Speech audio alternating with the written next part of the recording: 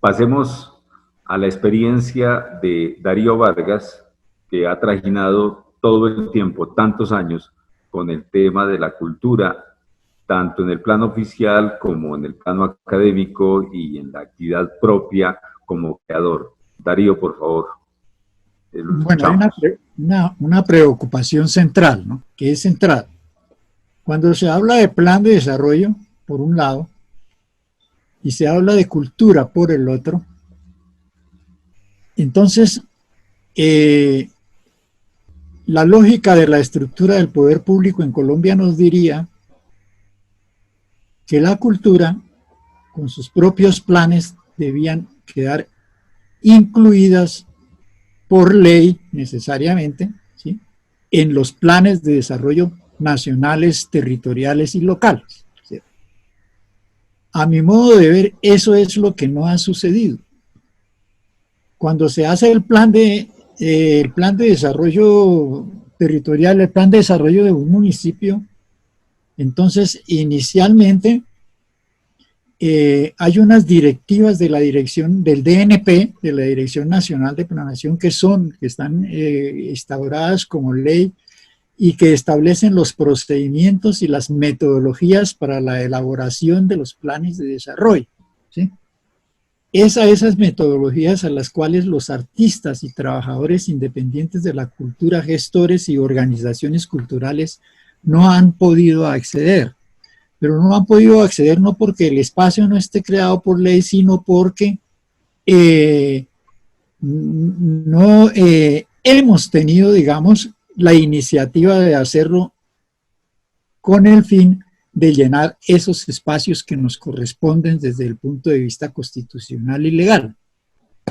Entonces, ¿qué ocurre cuando se va a hacer un plan de desarrollo en un municipio? Bueno, en esto Servilio tiene también experiencia porque ha estado cerca de las alcaldías, ¿no? Entonces, sencillamente, cuando se va a hacer el plan de desarrollo, se trata medio de aplicar las metodologías asignadas por el DNP por un lado, ¿cierto? Y inician la construcción de ese plan de desarrollo, como decía yo en la anterior charla, con la inscripción que el candidato a la alcaldía hace en la Registraduría Nacional del Estado Civil, ¿no?, que registra un programa político. Ese programa político se supone que va a ser, tiene las líneas generales fundamentales para construir su posterior plan de desarrollo. Es ahí en donde debe basar el plan de desarrollo. Eso, para darle carácter a la participación social y política en caso de que se le quiera contrarrestar el mandato a un alcalde. Entonces, es ese programa que mete allí en la registraduría el que debe ser la base de su plan de desarrollo cuando gane la alcaldía. Bueno, hasta ahí bien. Entonces, ¿qué ocurre? Ya hecho esto e iniciado el gobierno, hay un plazo perentorio para presentar cada municipio su plan de desarrollo que, como dice Pedro, fue prolongado esta vez hasta el ¿qué?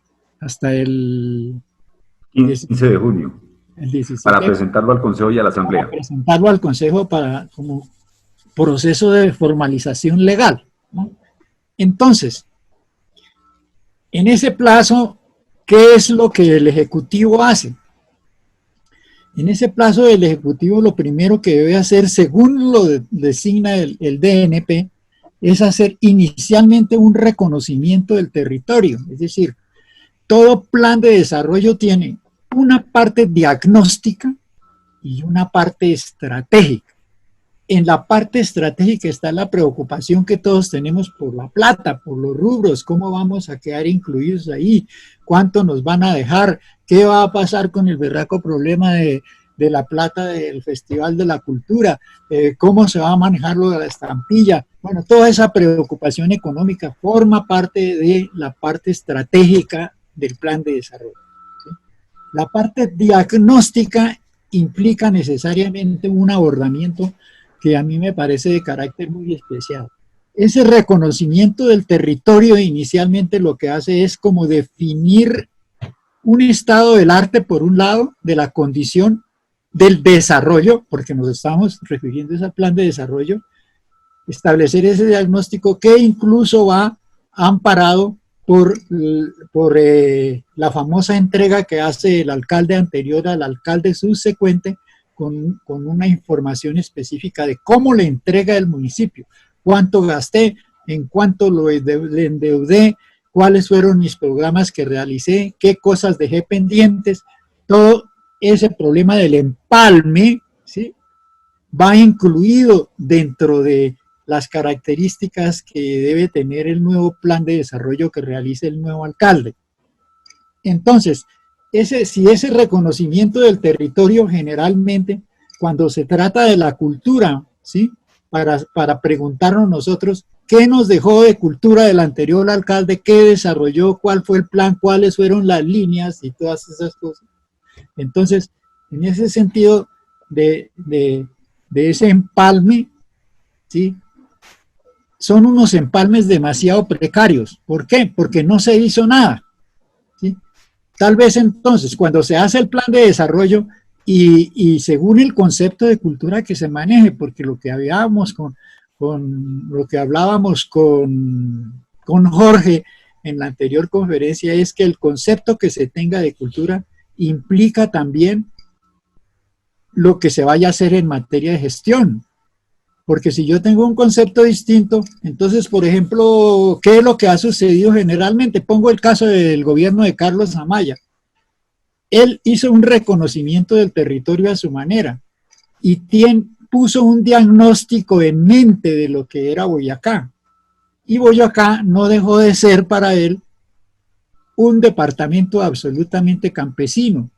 Es decir, que como que todo sus líneas de acción fueron dedicadas al desarrollo del campesinado. Es decir, que el estigma fue el sombrero de coco, la ruana y la bota de caucho, que era el concepto de la cultura boyacense. Eso, a mi modo de ver, ese reconocimiento del territorio equivocado, hace que se haga una política cultural equivocada, ¿sí? Porque no vamos a poder hacer desarrollo cultural para el solo campesinado, por ejemplo, ¿no? Entonces eso me parece un error. Nosotros ya no...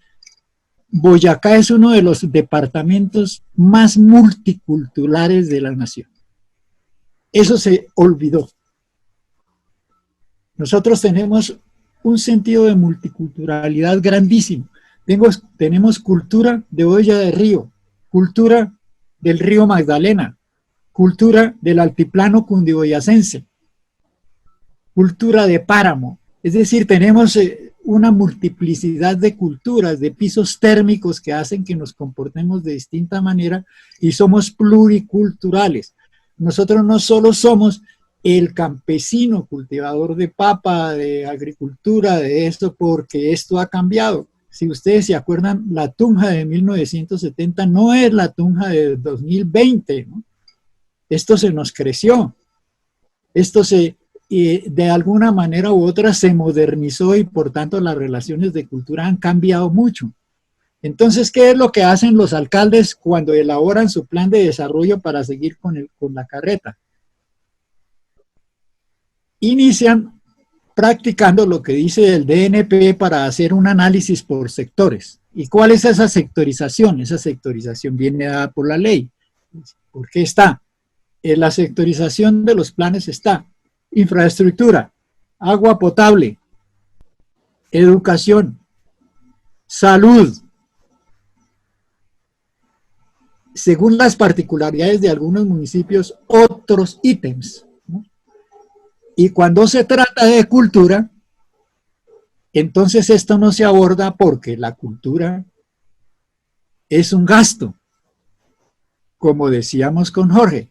Entonces no se puede abordar en el plan de desarrollo para incluirla en los dígitos que van a representar dinero.